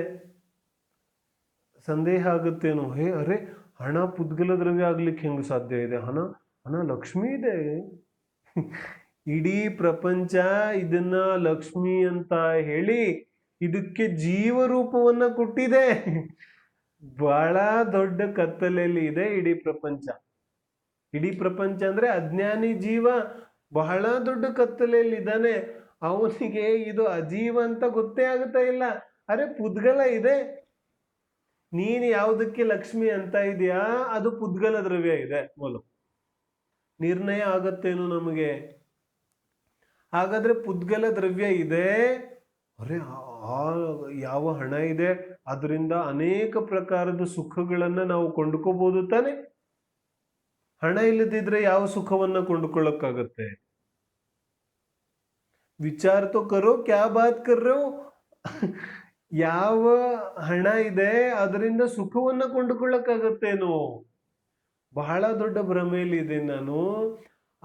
ಯಾವ ಹಣ ಇದೆ, ಆ ಯಾವ ಲಕ್ಷ್ಮಿ ಇದೆ, ಆ ಲಕ್ಷ್ಮಿಯನ್ನ ವಾಸ್ತವಿಕವಾಗಿ ನಾನು ಯಾವುದೇ ರೀತಿಯಾದ ಸುಖವನ್ನ ಕೊಂಡುಕೊಳ್ಳಿಕ್ಕೆ ಸಾಧ್ಯ ಇಲ್ಲ. ಅದರಿಂದ ನಾನು ಕೇವಲ ವಸ್ತುಗಳನ್ನ ಕೊಂಡುಕೊಳ್ಳಿಕ್ಕೆ ಸಾಧ್ಯ ಇದೆ. ಅದು ಕೂಡ ನನ್ನ ಉದಯ ಕರ್ಮೋದಯ ಇದ್ರೆ ಅದು ನನ್ನ ಹತ್ರ ಸಂಯೋಗ ಆಗುತ್ತೆ, ಅದು ಬೇರೆ ವಿಚಾರ ಇದೆ. ಯಾವ ಈ ಹಣ ಇದೆ ಇದು ವಾಸ್ತವಿಕವಾಗಿ ಪುದ್ಗಲ ದ್ರವ್ಯ ಇದೆ. ಆದ್ರೆ ಒಂಚೂರು ಬ್ಯಾಂಕ್ ಬ್ಯಾಲೆನ್ಸ್ ಜಾಸ್ತಿ ಆದ ತಕ್ಷಣ ಈ ಜೀವಕ್ಕೆ ಏನ್ ಅನ್ಸ್ಲಿಕ್ಕೆ ಶುರು ಆಗುತ್ತೆ? ನಾನು ಬಹಳ ದೊಡ್ಡವನಾದೆ. ಲಕ್ಷ್ಮಿ ಬಢಿ, ಅರೆ ಲಕ್ಷ್ಮಿ ವೃದ್ಧಿ ಆಯ್ತು, ಆದ್ರೆ ನಿನ್ನಲ್ಲಿ ಏನು ವ್ಯತ್ಯಾಸ ಆಯ್ತು? ನೀನು ದೊಡ್ಡವನಾದೇನು? ನಿನ್ನಲ್ಲಿ ಸುಖ ಜಾಸ್ತಿ ಆಯ್ತೇನು? ಏನ್ ಹೇಳ್ತಿದ್ದಾರೆ? ಲಕ್ಷ್ಮಿ ಜಾಸ್ತಿ ಆಯ್ತು, ಸಂಪತ್ತು ಜಾಸ್ತಿ ಆಯ್ತು, ಒಂದು ಸೈಟ್ ಇತ್ತು, ಮನೆ ಪಕ್ಕದಲ್ಲಿ ಇನ್ನೊಂದು ಸೈಟ್ ಖಾಲಿ ಇತ್ತು, ಅದನ್ನು ಖರೀದಿ ಮಾಡಿದೆ, ಡಬಲ್ ಸೈಟ್ ಹೋಗ್ಯಾ. ಡಬಲ್ ಸೈಟ್ ಹೋಗ್ಯಾ तो क्या बढ़ गया बोलो? ಏನು ವೃದ್ಧಿ ಆಯ್ತು? ನಿನ್ನಲ್ಲಿ ಏನು ವೃದ್ಧಿ ಆಯ್ತು? ನನ್ನ ಸ್ವಭಾವದಲ್ಲಿ, ನನ್ನ ಜ್ಞಾನದಲ್ಲಿ, ನನ್ನ ಸುಖದಲ್ಲಿ ಏನು ವೃದ್ಧಿ ಆಯ್ತು? ಉಲ್ಟಾ ಅಹಂಕಾರ और बढ़ गया है ना? ನಾನು ಇಷ್ಟು ಶ್ರೀಮಂತ ಇದ್ದೇನೆ, ನಾನು ಹಾಗಿದ್ದೇನೆ, ಹೀಗೆ ಅಹಂಕಾರ ಮತ್ತೆ ದೊಡ್ಡದಾಯ್ತು. ಆದ್ರೆ ಜೀವದ್ರವ್ಯದಲ್ಲಿ ಏನು ವ್ಯತ್ಯಾಸ ಆಯ್ತು? ಅರೆ ಪುದ್ಗಲದಲ್ಲಿ ಇದೆ, ನಿನ್ನ ಜೀವ ಸೈಟ್ ಎಲ್ಲಿದೆ ಅಲ್ಲೇ ಇದೆ. ನಿನ್ನೊಳಗಡೆ ಏನಾದ್ರೂ ಬಂತೇನು? ಅದು ಎಲ್ಲಿದೆ ಅಲ್ಲೇ ಇದೆ. ಅನಾದಿ ಕಾಲದಿಂದ ಅನಂತ ಜೀವಿಗಳು ಬಂದು ಇದು ನನ್ನ ಜಾಗ ನನ್ನ ಜಾಗ ನನ್ನ ಜಾಗ ಅಂದ್ಕೊಂಡು ಹೊರಟೋದ್ರು ಇನ್ನೊಂದು ಪರ್ಯಾಯಕ್ಕೆ. ನೀನು ಹೊರಟೋಗೋನಿದೀಯ. ಆದ್ರೆ ಈ ಸತ್ಯವನ್ನ ನಾನು ತಿಳಿದು ಜೀವ ಅಂತ ಅಜೀವ ಅಂತ ತಿಳಿದೇನೆ ವ್ಯರ್ಥವಾಗಿ ಅಜ್ಞಾನ ಅಂಧಕಾರದಲ್ಲಿ ನನ್ನ ಜೀವನವನ್ನ ಕಳೀತೇನೆ. ಆದ್ರೆ ಈ ಅಂಧಕಾರದಿಂದ ಹೊರಗಡೆ ಬಂದು ನಿಷ್ಪಕ್ಷವಾಗಿ ವಿಚಾರ ಮಾಡಿ ನಿಷ್ಪಕ್ಷವಾಗಿ ಒಂದು ಕಡೆಗೆ ನಿಂತಾಗ ಇರುವಂತಹ ಯಾವ ಆನಂದದ ಅನುಭೂತಿ ಇದೆ, ಯಾವ ಅಂತರಂಗ ಅತೀಂದ್ರಿಯ ಆನಂದದ ಅನುಭೂತಿ ಇದೆ, ಅದು ಬಹಳ ವಿಭಿನ್ನ ಇದೆ. ಹಾಗಾದ್ರೆ ಬೇರೆಯವ್ರಿಗೋಸ್ಕರ ನಾನು ಮಾಡೋದಿಲ್ಲ ಸ್ವಾಧ್ಯಾಯವನ್ನ, ನಾನು ನನಗೋಸ್ಕರ ಸ್ವಾಧ್ಯಾಯವನ್ನ ಮಾಡ್ತೇನೆ. ಏನಗೋಸ್ಕರ ಮಾಡೋದು? ಬೇರೆಯವ್ರಿಗೆ ಹೇಳಕ್ಕೋಸ್ಕರ, ಇಲ್ಲ ಬೇರೆ ಕಡೆ ಪ್ರವಚನ ಮಾಡಕ್ಕೋಸ್ಕರ. ಈಗ ನನ್ನ ಸ್ವಭಾವವನ್ನ ನಾನು ತಿಳಿಬೇಕಿದೆ, ನಿರ್ಣಯ ಮಾಡಬೇಕಿದೆ. ದಿನನಿತ್ಯದ ಪ್ರತಿನಿತ್ಯದ ಜೀವನದಲ್ಲಿ ವ್ಯಾವಹಾರಿಕವಾಗಿ ಪ್ರಾಕ್ಟಿಕಲ್ ಆಗಿ ಮಾಡಿ ನೋಡ್ಬೇಕಿದೆ. ನಾನು ನೋಡ್ಲಿಲ್ಲ ಅಂದ್ರೆ ಸ್ವಪರೀಕ್ಷೆ ಆಗ್ಲಿಕ್ಕೆ ಹೇಗೆ ಸಾಧ್ಯ ಇದೆ? ಜನ್ಮದಿಂದ ಇಲ್ಲಿವರೆಗೆ ಅನೇಕ ಪ್ರಯತ್ನಗಳನ್ನ ಮಾಡ್ತಾ ಇದ್ದೇನೆ, ಮತ್ತು ಪುನಃ ಅದೇ ಪ್ರಯತ್ನಗಳನ್ನೇ ಮಾಡ್ತಾ ಇದ್ದೇನೆ. ಆದ್ರೆ ಯಾವತ್ತೂ ಯಶಸ್ಸು ಸಿಗಲಿಲ್ಲ. ಯಾವಾಗಿಂದ ಊಟ ಮಾಡ್ತಾ ಇದ್ದೇನೆ, ಭೋಜನ ಆಹಾರ ಕಬ್ ಸೆ ಕರ್ ರहा हूं, जन्म से कर रहा हूं ना, तो पेट कब भरा बोलो? ಯಾವಾಗ ಹೊಟ್ಟೆ ತುಂಬಿತು? ಒಂದು ಕ್ಷಣ ಹೊಟ್ಟೆ ತುಂಬ್ದಂಗ ಅನ್ಸುತ್ತೆ, ಮತ್ ಪುನಃ ಏನಾಗುತ್ತೆ? ಮತ್ತು ಪುನಃ ಕ್ಷುಧಾ ವೇದನೆ ಆಗ್ಲಿಕ್ಕೆ ಶುರುವಾಗುತ್ತೆ. ಹಾಗಾದ್ರೆ ಇದು ನಿಜವಾದ ಉಪಾಯ ಇದೆಯೇನು? ಒಂದು ಪೈಪಲ್ಲಿ ಲೀಕೇಜ್ ಆಗಿದೆ, ಅದನ್ನ ಈಗ ಮುಚ್ಚಬೇಕು. ಮತ್ತು ಹೋಗಿ ನಾನು ಮುಚ್ಚಿ ಪ್ಲಾಸ್ಟರ್ ಹಾಕಿ ಬರ್ತೇನೆ, ಮತ್ತೆ ಇನ್ನೊಂದು ಅವರ್ ಆದ್ಮೇಲೆ ಪುನಃ ಲೀಕೇಜ್ ಆಗ್ಲಿಕ್ಕೆ ಶುರು ಆಗುತ್ತೆ. ಮತ್ತೆ ಹೋಗಿ ಕಟ್ಟಿ ಬರ್ತೇನೆ, ಮತ್ತೆ ಲೀಕೇಜ್ ಆಗಕ್ಕೆ ಶುರು ಆಗುತ್ತೆ. ಹಾಗಾದ್ರೆ ಬುದ್ಧಿವಂತ ಇದ್ದವನು ಏನ್ ಮಾಡ್ತಾನೆ?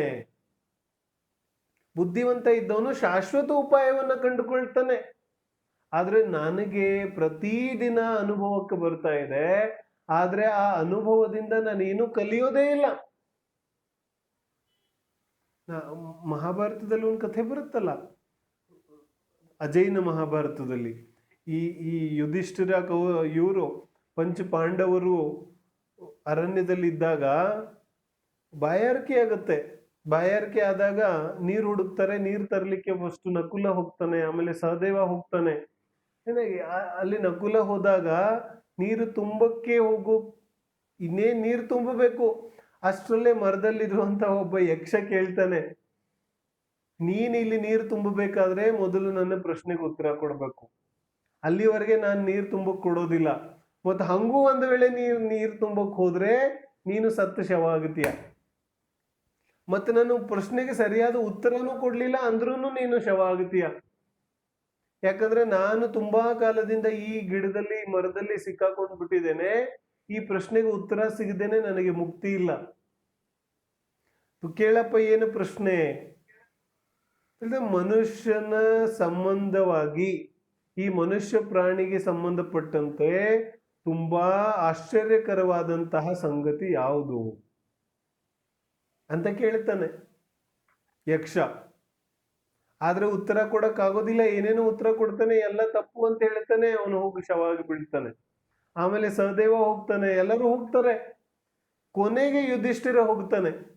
ಯುಧಿಷ್ಠಿರ ಹೋದಾಗ ಯುಧಿಷ್ಠಿರನಿಗೆ ಪ್ರಶ್ನೆ ಕೇಳಿದಾಗ ಯುಧಿಷ್ಠಿರ ಉತ್ತರ ಹೇಳ್ತಾನೆ. ಏನು ಉತ್ತರ ಹೇಳ್ತಾನೆ? ಕಿ ಮನುಷ್ಯನ ಬಗ್ಗೆ ಅತ್ಯಂತ ಆಶ್ಚರ್ಯಕರವಾದ ಸಂಗತಿ ಏನಪ್ಪಾ ಅಂತಂದ್ರೆ, ಮನುಷ್ಯ ತನ್ನ ಯಾವ ಅನುಭವಗಳಿದೆ ಆ ಅನುಭವಗಳಿಂದ ಪಾಠ ಕಲಿಯೋದಿಲ್ಲ. ಅನುಭವಗಳಿಂದ ಪಾಠ ಕಲಿಯೋದಿಲ್ಲ ಅವನು. ಮತ್ತೆ ಪುನಃ ಅದನ್ನೇ ಮಾಡ್ತಾ ಇರ್ತಾನೆ. ನನ್ನ ಜನ್ಮದಿಂದ ಇಲ್ಲಿವರೆಗೆ ನಾನು ಶರೀರಕ್ಕೆ ಭೋಜನ ಹಾಕ್ತಾನೆ ಇದ್ದೇನೆ, ಆದ್ರೂ ಕೂಡ ಹೊಟ್ಟೆ ತುಂಬಲಿಲ್ಲ, ಕ್ಷುಧಾ ವೇದನೆ ದೂರ ಆಗ್ಲಿಲ್ಲ. ಹಾಗಾದ್ರೆ ನಾನೇನಾದ್ರೂ ವಿಶೇಷವಾದ ಶಾಶ್ವತ ಉಪಾಯ ಮಾಡ್ಬೇಕಿದೆ ತಾನೆ. ಮತ್ ಶಾಶ್ವತ ಉಪಾಯ ಏನ್ ಮಾಡೋದು? ನಾಳೆಯಿಂದ ಉಪವಾಸ ಮಾಡೋದೇನು? ಏನ್ ಮಾಡೋದು? ಉಪವಾಸದ ವಿಚಾರ ಇಲ್ಲ ಇಲ್ಲಿ. ಶಾಶ್ವತ ಉಪಾಯ, ಹಸಿವೆ ಆಗದೇ ಇರುವಂತಹ ಉಪಾಯ, ಅಥವಾ ಯಾವ ಹಸಿವು ಆಗುವಂತಹ ಸ್ವರೂಪ ಇದೆ, ಇದು ಪುದ್ಗಲದ ಸ್ವರೂಪ ಇದೆ ಅನ್ನುವಂತಹ ಯಾವ ನಿರ್ಣಯ ಇದೆ, ಆ ನಿರ್ಣಯ ಆಗಬೇಕಲ್ಲ. ಯಾವ ಮುನಿಗಳ ಜೀವನ ಇದೆ ಅಲ್ಲಿ ಸಹಜ ಉಪವಾಸ ಆದ್ರೂ ಏನೂ ಆಕುಲತೆ ಆಗೋದಿಲ್ಲ. ಯಾಕಂದ್ರೆ ನಿರ್ಣಯ ಇದೆ, ಈ ಕ್ಷುಧಾ ವೇದನೆ ನಂದಲ್ಲ, ಇದು ಶರೀರದ ಅವಸ್ಥೆ ಇದೆ. ನಿರ್ಣಯ ಆಗಬೇಕಲ್ಲ, ಇದು ಪುದ್ಗಲ ದ್ರವ್ಯದ ಅವಸ್ಥೆ ಇದೆ ಅಂತ. ನಾನೇನು ಮಾತಾಡ್ತಾ ಇದ್ದೀನಿ ಅದು ಅರ್ಥ ಆಗುತ್ತಾ ಇದೆಯೇನು? ಯಾರು ಮಾತಾಡ್ತಾ ಇದ್ದಾರೆ? ಯಾರು ಮಾತಾಡ್ತಾ ಇದ್ದಾರೆ? ನಾನು ಮಾತಾಡ್ತಾ ಇದ್ದೇನೆ. ನೀನು ಮಾತಾಡ್ತೀಯೇನು? ಈ ಮಾತಾಡುವಿಕೆ, ಈ ವಚನಗಳು ಯಾರ ಪರ್ಯಾಯ ಇದೆ? ಈ ವಚನಗಳ ಯಾವ ಸ್ವರೂಪ ಇದೆ ಅದು ಯಾರದ್ದಿದೆ? ವಚನ ವಚನ ಪುದ್ಗಲ ದ್ರವ್ಯ ಇದೆ ತಾನೆ. ಯಾವ ವಚನಗಳಿದೆ, ಶಬ್ದವರ್ಗನೆಗಳಿದೆ, ಭಾಷಾವರ್ಗನೆಗಳಿದೆ, ಇದು ಪುದ್ಗಲ ಇದೆ. ಹಾಗಾದ್ರೆ ನಾನು ಮಾತಾಡ್ತೀನೋ ಇಲ್ವೋ? ಏನ್ ಹೇಳ್ತಾರೆ? ಈ ಮಾತಾಡೋ ಕ್ರಿಯೆ ಯಾರದ್ದಿದು? ಈ ಯಾವ ಮಾತಾಡೋ ಕ್ರಿಯೆ ಇದೆ ಇದು ಯಾರದ್ದಿದು ಹೇಳ್ತಾರೆ? ಪುದ್ಗಲ ದ್ರವ್ಯದಿದೆ. ಜೀವ ದ್ರವ್ಯದ ಏನ್ ನಡೆಯುತ್ತೆ ಅದರಲ್ಲಿ? ನಿನ್ನೆ ನಾನು ಹೇಳಿದ್ನಲ್ಲ, ಒಂದು ಕಾರ್ಯ ಆಗ್ಬೇಕಾದ್ರೆ ಜೀವದ ಉಪಯೋಗ ಆದ ನಂತರ ಆ ಪುದ್ಗಲ ಪರಮಾಣುಗಳಲ್ಲಿನ ಸ್ವಯಂ ಯೋಗ್ಯತೆ, ಅರ್ಹತೆ. ನಾನು ಏನೇನೋ ಮಾತಾಡ್ಬೇಕು ಅಂತ ಅನ್ಕೊಂಡಿರ್ತೇನೆ, ಸ್ವಾಧ್ಯಾಯ ಶುರು ಮಾಡೋಕ್ಕಿಂತ ಮುಂಚೆ ಏನೋ ಅನ್ಕೊಂಡಿರ್ತೇನೆ, ಆದ್ರೆ ಇನ್ನೇನೋ ವಿಚಾರ ಬರುತ್ತೆ. ಹಾಗಾದ್ರೆ ಯಾರು ಮಾತಾಡ್ತಾ ಇದ್ದಾರೆ? ನಾನು ಮಾತಾಡ್ತಾ ಇಲ್ಲ, ನನಗೆ ಭ್ರಮೆ ಇದೆ ನಾನು ಮಾತಾಡ್ತೀನಿ ಅಂತ. ನನಗೆ ಭ್ರಮೆ ಇದೆ ನನ್ನ ಶಬ್ದಗಳಿಂದ ಇನ್ನೊಬ್ಬರಿಗೆ ಅರ್ಥ ಆಗುತ್ತೆ ಅಂತ. ಇದು ಪೌದ್ಗಲಿಕ ಕರ್ಮ ಪರಮಾಣುಗಳ ಕೆಲಸ ಇದೆ, ಪುದ್ಗಲ ವರ್ಗನೆಗಳ ಕೆಲಸ ಇದೆ. ಹಾಗಾದ್ರೆ ನಾನು ಸತ್ಯ ಮಾತಾಡ್ಬೇಕು ಅಸತ್ಯ ಮಾತಾಡ್ಬೇಕು? ಏನ್ ಹೇಳ್ತಾರೆ? ಜೀವದ ಕರ್ತವ್ಯ ಸತ್ಯ ಮಾತಾಡೋದಿದೆಯೋ ಅಸತ್ಯ ಮಾತಾಡೋದಿದೆಯೋ? ಏನನ್ಸುತ್ತೆ ನಮಗೆ? ಭಾಷಾ ಸಮಿತಿ, ವಚನಗುಪ್ತಿ ಎರಡರಲ್ಲಿ ಯಾವುದು ಶ್ರೇಷ್ಠ ಇದೆ? ಭಾಷಾ ಸಮಿತಿಗಿಂತ ವಚನಗುಪ್ತಿ ಶ್ರೇಷ್ಠ ಇದೆ. ವಚನಗುಪ್ತಿ ಅಂದ್ರೆ ಏನು? ಮೌನ, ಮಾತಾಡೋದಿಲ್ಲ, ನಿಜನೋ ಸುಳ್ಳು ಏನು ಮಾತಾಡೋದಿಲ್ಲ. ಹಾಗಾದ್ರೆ ಮೌನ ಮಾಡೋದು ಜೀವದ ಕೆಲಸ ಇದೆಯೇನು? ಈ ಮೌನ ಕಾರ್ಯ ಯಾರ್ದಿದೆ? ಹಾಗಾದ್ರೆ ಮೌನ ಕಾರ್ಯ ಕೂಡ ಪುದ್ಗಲದ್ದೇ ಇದೆ. ಅರೆ ಮಾತಾಡೋದು ಮಾತಾಡದೇ ಇರೋದು ಎರಡೂ ಕೆಲಸ ಜೀವದ್ರವ್ಯದಲ್ಲ. ಜೀವದ್ರವ್ಯ ನಿರ್ವಚನೀಯ, ಅವಚನೀಯ ಇದೆ. ಆತ್ಮ ನಾನು ನಿರ್ವಚನೀಯ ಇದ್ದೇನೆ, ನನಗೂ ವಚನಕ್ಕೂ ಸಂಬಂಧನೇ ಇಲ್ಲ. ಸಂಬಂಧನೇ ಇಲ್ಲ ಅಂದಮೇಲೆ ಮಾತಾಡೋದು ಮಾತಾಡದೇ ಇರೋದು ಎರಡೂ ಕ್ರಿಯೆಗಳಿಗೂ ಜೀವಕ್ಕೂ ಸಂಬಂಧವೇ ಇಲ್ಲ. ಜೀವ ಅದರಿಂದ ಭಿನ್ನ ಇದ್ದಾನೆ ಏನ. ಆದರೆ ಯಾವ ದಿನನಿತ್ಯದ ನಮ್ಮ ಅನುಭೂತಿಗಳಿದೆ ಏನ, ನಾನು ಶರೀರವನ್ನ ಪೋಷಣೆ ಮಾಡಲಿಕ್ಕೆ ಜನ್ಮದಿಂದ ಪ್ರಯತ್ನ ಪಡ್ತಾ ಇದ್ದೇನೆ, ಆದ್ರೆ ನನಗೆ ಯಶಸ್ಸು ಸಿಕ್ತೇನು?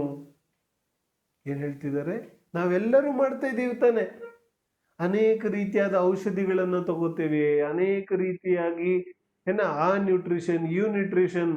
ನಾನು ಏನು ಮಾಡಬಾರ್ದು ಅಂತ ಹೇಳ್ತಾ ಇಲ್ಲ, ಅದು ಅವ್ರವ್ರಿಗೆ ಅವ್ರವರ ಭೂಮಿಕೆಗೆ ಹಾಗೂ ಅವರವರ ಭಾವನೆಗಳಿಗೆ ಬಿಟ್ಟಿದ್ದು. ಆದ್ರೆ ನಿರ್ಣಯ ನಮಗಾಗಬೇಕಲ್ಲ. ಈ ಶರೀರ ನಾನು ಪೋಷಣೆ ಮಾಡದಂತೆ ಪೋಷಿತವಾಗೋದಿಲ್ಲ. ಇದು ಪುದ್ಗಲ ಇದೆ, ಇದರ ಪರಿಣಾಮನೆ ಸ್ವತಂತ್ರ ಇದೆ. ನಾನು ಜೀವದ್ರವ್ಯ ಇದ್ದೇನೆ, ನನ್ನ ಜ್ಞಾನ ಪರಿಣತಿ ಸ್ವತಂತ್ರ ಇದೆ. ಹಾಗಾದ್ರೆ ನನ್ನದು ಜ್ಞಾನ ಪರಿಣತಿ ಇದೆ, ಜ್ಞಾನ ಪರಿಣಮನೆ ಇದೆ, ಪುದ್ಗಲದು ಪೌದ್ಗಲಿಕ ಪರಿಣಮನೆ ಇದೆ. ಆದ್ರೆ ಎರಡನ್ನೂ ಒಟ್ಟಾರೆಯಾಗಿ ನೋಡ್ತೇನೆ ನಾನು. ಏನತ್ತು ಒಟ್ಟಾರೆಯಾಗಿ ನೋಡಿದಾಗ ಏನ್ ಮಾಡ್ತೇನೆ? ಶರೀರವನ್ನ ಪೋಷಣೆ ಮಾಡ್ಲಿಕ್ಕೆ ಹೊರಡ್ತೇನೆ. ಮತ್ತು ಯಾವಾಗ್ಲೂ 100 ಸಲ ಪ್ರಯತ್ನ ಮಾಡಿದಾಗ ಒಂದು ಸಲ ಏನಾಗುತ್ತೆ? ಕಾಗೆ ರಂಬೆ ಮೇಲೆ ಕೂರಕ್ಕೂ ಅದು ಮುರಿಯೋದಕ್ಕೂ ಒಂದೇ ಸಮಯ ಆಗುತ್ತೆ. ಅವಾಗ ಪುನಃ ಇವನ ಅಹಂಕಾರವನ್ನ ಪೋಷಣೆ ಮಾಡ್ಕೋತಾನೆ. ನಾನು ಈ ರೀತಿಯಾಗಿ ಮಾಡಿದೆ, ಬೆಳಿಗ್ಗೆ ಎದ್ದು ಅಂತಿಂತ ಜ್ಯೂಸ್ ಕುಡ್ದೆ, ಅದು ಮಾಡ್ದೆ ಇದು ಮಾಡ್ದೆ, ಅದಕ್ಕೋಸ್ಕರ ಹಿಂಗಾಯ್ತು.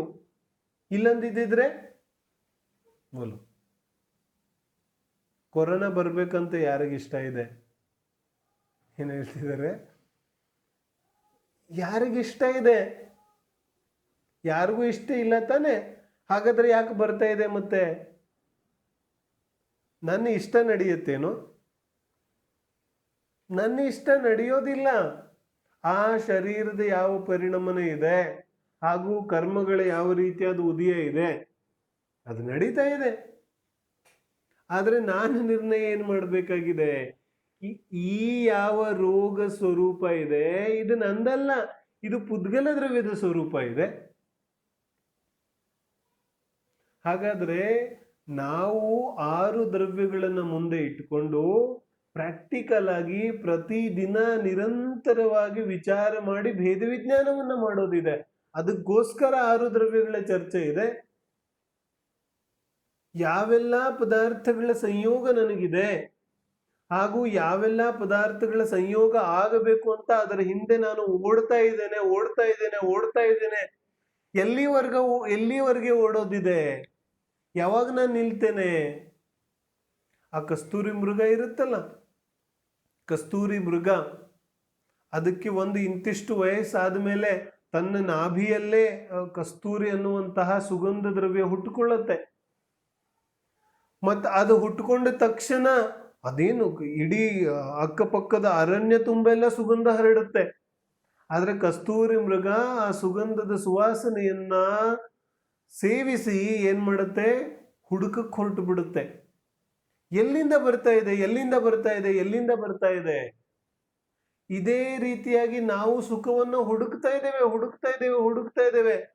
ಯಾವ್ದ್ಯಾವ್ದ್ರಲ್ಲಿ ಹುಡುಕ್ತಾ ಇದ್ದೇವೆ? ನಮಗೆಲ್ಲ ಗೊತ್ತಿದೆ. ಮನೆಯಲ್ಲಿ ಹುಡುಕ್ತಾ ಇದ್ದೇವೆ. ಹೊಸ ಮನೆಯಲ್ಲಿ ಆ ತರ ಮನೆ, ಈ ತರ ಮನೆ. ಮನೆಯಲ್ಲಿ ಸುಖ ಇದೆಯೋ ಇಲ್ವೋ? ಅಥವಾ ಮನೆ ಪುದ್ಗಲ ಇದೆ ತಾನೆ, ಹಾಗಾದ್ರೆ ಅದ್ರಲ್ಲಿ ಸುಖ ಇದೆಯೋ ಇಲ್ವೋ? पुद्गल ಇದೆ, पुद्गल है साहब, सुख कैसे होगा उसमें? तो फिर क्या करना? कल से छोड़ देना, क्या करना? अरे निर्णय तो करो पहले, इतना छोड़ने की जल्दी क्यों है? वो तो अपने आप छूट जाएगा. ಯಾವಾಗ ನಿರ್ಣಯ ಆಗಿ ಭಾವನೆಗಳ ಒತ್ತಡ ತನ್ನಿಂದ ತಾನೇ ಬರುತ್ತೆ, ಆಗ ಮನೆನೂ ಬಿಟ್ಟು ಹೋಗುತ್ತೆ, ಬಿಡ್ಬೇಕಾಗೋದಿಲ್ಲ. ಆದ್ರೆ ಮನೆಯಲ್ಲಿ ಇದ್ದಾಗಲೇನೆ ನನಗೆ ನಿರ್ಣಯ ಆಗಬೇಕಾಗಿದೆ ತಾನೇ. ಈ ಯಾವ ಮನೆ ಇದೆ, ಇದರಲ್ಲಿ ಸುಖ ಅನ್ನೋ ಗುಣ ಇಲ್ಲ, ಸುಖ ಗುಣ ನನ್ನಲ್ಲಿದೆ. ಆದ್ರೆ ಹುಡುಕ್ತಾ ಇದ್ದೇನೆ, ಮನೆಯಲ್ಲಿ ಹುಡುಕ್ತಾ ಇದ್ದೇನೆ, ಸಂಪತ್ತಿಯಲ್ಲಿ ಹುಡುಕ್ತಿದ್ದೇನೆ, ಬ್ಯಾಂಕ್ ಬ್ಯಾಲೆನ್ಸ್ ಅಲ್ಲಿ ಹುಡುಕ್ತಾ ಇದ್ದೇನೆ, ಬಟ್ಟೆಯಲ್ಲಿ ಹುಡುಕ್ತಾ ಇದ್ದೇನೆ, ತಿಂಡಿಯಲ್ಲಿ ಹುಡುಕ್ತಾ ಇದ್ದೇನೆ, ಕುಟುಂಬದಲ್ಲಿ ಹುಡುಕ್ತಾ ಇದ್ದೇನೆ, ಸಂಬಂಧಗಳಲ್ಲಿ ಹುಡುಕ್ತಾ ಇದ್ದೇನೆ. ಯಾವ್ದ್ರಲ್ಲಿ ಸುಖವನ್ನು ಹುಡುಕ್ತಾನೆ ಇದ್ದೇನೆ. ಬೋಲೋ ಕಬ್ ಮಿಲೇಗಾ? ಯಾವಾಗ ಸಿಗುತ್ತೆ? ಇಷ್ಟು ದಿನ ಹುಡುಕಿದೇವಿ, ಸಿಕ್ತೇನು? ಸಂಬಂಧಗಳಲ್ಲಿ ಸುಖ ಇದೆ ಅಂತ ಅನ್ಕೋತೇನೆ, ಮತ್ತೆ ಸಂಬಂಧಗಳನ್ನ ಜೋಡಿಸ್ಲಿಕ್ಕೆ ಹೋಗುತ್ತೇನೆ. ಸಂಬಂಧಗಳನ್ನ ಜೋಡಿಸುವಾಗ ಏನಾಗುತ್ತೆ? ನಮ್ಮೆಲ್ಲರಿಗೂ ಗೊತ್ತಿದೆ ಸಂಬಂಧಗಳ ಸ್ವರೂಪ ಏನಿದೆ ಅಂತ. ಎಲ್ಲ ಸ್ವಾರ್ಥವಾದ ಸಂಬಂಧ ಇದೆ. ಅವರವರ ಸ್ವಾರ್ಥ ಪೂರ್ತಿ ಆಗೋ ತನಕ ಸಂಬಂಧ ಚೆನ್ನಾಗಿರುತ್ತೆ, ಆಮೇಲೆ ಹೊರಟೋಗುತ್ತೆ. ಹಾಗಾದ್ರೆ ಏನ್ ಮಾಡೋದು? ನಿರ್ಣಯ ಮಾಡಬೇಕಿದೆ. ನಿರ್ಣಯದಿಂದ ಆಕುಲತೆ ಕಡಿಮೆ ಆಗುತ್ತೆ. ಸಂಪತ್ತಿಯಲ್ಲಿ ಸುಖ ಇದೆ. ಎಷ್ಟು ಸಂಪತ್ತಿ ಅರ್ಜನೆ ಮಾಡಿದಾಗ ಎಷ್ಟು ಸುಖ ಆಗುತ್ತಾ ಇದೆ. ಮತ್ತೆ ಸಂಪತ್ತಿ ನಿಜವಾಗ್ಲೂ ಅರ್ಜನೆ ಮಾಡೋದ್ರಿಂದ ಆಗುತ್ತಾ ಇದೆಯೇನೋ? ಅನೇಕ ರೀತಿಯಾಗಿ ಭೇದ ವಿಜ್ಞಾನವನ್ನ ಮಾಡಬೇಕಾಗುತ್ತೆ. ಈ ದ್ರವ್ಯಗಳ ಸ್ವರೂಪವನ್ನ ತಿಳಿಯೋ ಮುಖಾಂತರ ಪುದ್ಗಲ ದ್ರವ್ಯ ನಡೀತಾ ಇದೆ, ಗಮನ ಮಾಡ್ತಾ ಇದೆ. ನಮಗೆ ಕಣ್ಣಿಗೆ ಕಾಣಿಸೋದೇನು? ಪುದ್ಗಲ ದ್ರವ್ಯನೇ ಗಮನ ಮಾಡ್ತಾ ಇದೆ. ಜೀವ ಎಲ್ಲಿ ಗಮನ ಮಾಡ್ತಾ ಇದೆ? ಶರೀರ ಗಮನ ಮಾಡ್ತಾ ಇದೆ. ಶರೀರ ಅಥವಾ ಅನ್ಯ ಎಲ್ಲ ಪುದ್ಗಲಗಳೇ ಗಮನ ಮಾಡ್ತಾ ಇರೋದು ನಮಗೆ ಕಾಣಿಸುತ್ತೆ. ಜೀವ ಗಮನ ಮಾಡ್ತಾ ಇರೋದು ಎಲ್ಲಿ ಕಾಣಿಸುತ್ತೆ? ಗಮನ ಯಾವ ಕ್ರಿಯೆ ಇದೆ ಅದು ಯಾರದ್ದಿದೆ? ಆದ್ರೆ ನಾನು ಹೇಳಿದ್ನಲ್ಲ, ಧರ್ಮಾಸ್ತಿ ಕಾಯ ಭಾವಾತ್, 8 ಕರ್ಮಗಳ ಅಭಾವ ಆದ ನಂತರ ಜೀವದ ಯಾವ ಊರ್ಧ್ವಗಮನ ಆಗುತ್ತೆ, ಆ ಊರ್ಧ್ವಗಮನ ಯಾರ ಕಾರಣದಿಂದ ಆಗುತ್ತೆ? ಅವಾಗ ಯಾವ ಪುದ್ಗಲನೂ ಇಲ್ವಲ್ಲ ಜೊತೆಗೆ. ಹಾಗಾದ್ರೆ ಊರ್ಧ್ವಗಮನ ಯಾಕಾಗುತ್ತಾ ಇದೆ?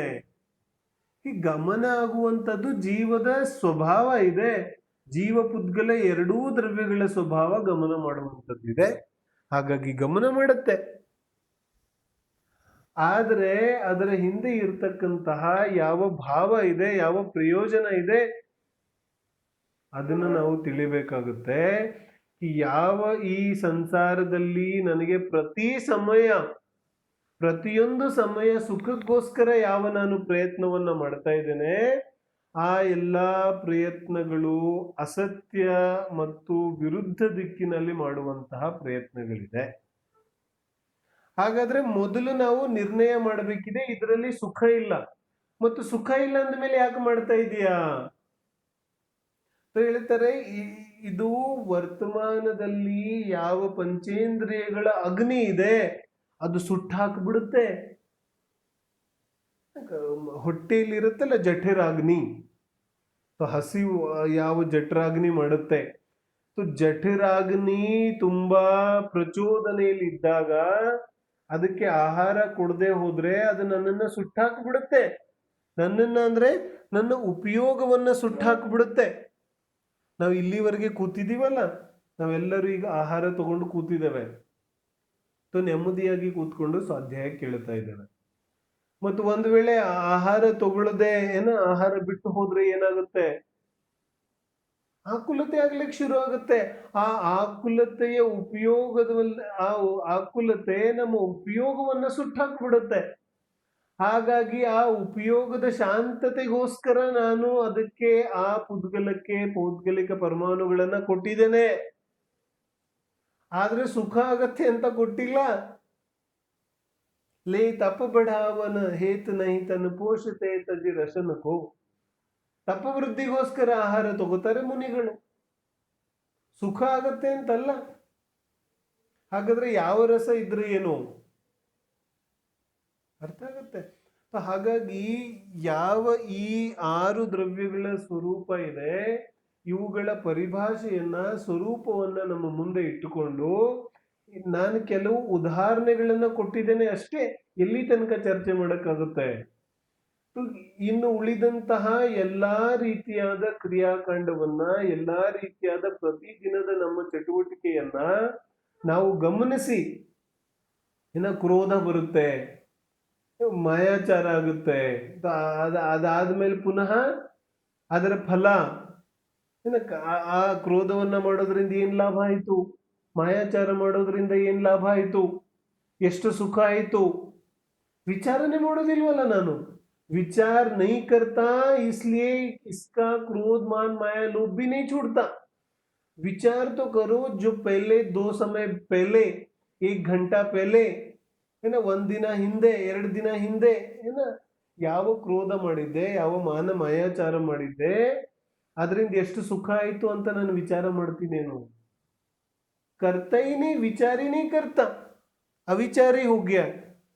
तो फिर कैसे जाएगा? क्रोध मान माಯ ಲೋಭ ಹೋಗೋದಿಲ್ಲ.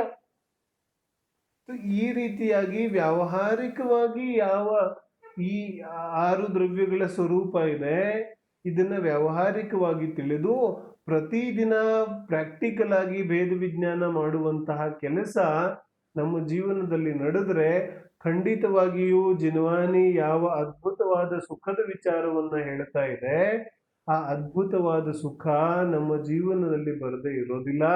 ಆಕುಲತೆ ದೂರ ಆಗದೆ ಇರೋದಿಲ್ಲ, ದುಃಖ ದೂರ ಆಗದೆ ಇರೋದಿಲ್ಲ, ಅದು ಖಂಡಿತವಾಗಿ ದೂರ ಆಗುತ್ತೆ. ಹಾಗಾಗಿ ಆ ರೀತಿಯಾದ ಒಂದು ನಿಟ್ಟಿನಲ್ಲಿ ನಮ್ಮೆಲ್ಲರ ಒಂದು ಗಮನ, ನಮ್ಮೆಲ್ಲರ ಒಂದು ದಿಕ್ಕು ವಿಚಾರ ಆ ರೀತಿಯಾದ ಭೇದ ವಿಜ್ಞಾನದ ಕಡೆಗೆ ಆಗಲಿ ಅನ್ನುವಂತಹ ದೃಷ್ಟಿಯಿಂದ ಇವತ್ತಿನ ನಮ್ಮ ಸ್ವಾಧ್ಯಾಯವನ್ನ ನಾವು ಇಲ್ಲೇ ವಿರಾಮ ಮಾಡೋದಿದೆ. ಜಿನ್ವಾನಿ ಸ್ತುತಿ.